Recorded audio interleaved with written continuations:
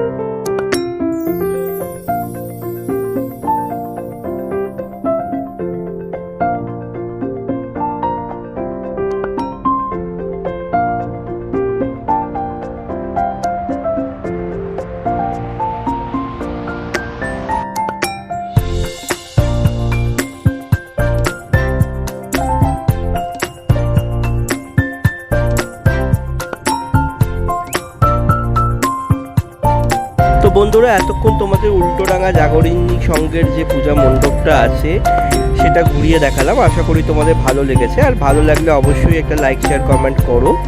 আর যারা চ্যানেলে নতুন অবশ্যই চ্যানেলটা সাবস্ক্রাইব করে পাশে থেকো। দেখা হচ্ছে খুব তাড়াতাড়ি আবার নতুন কোনো একটা ভিডিওটাতে।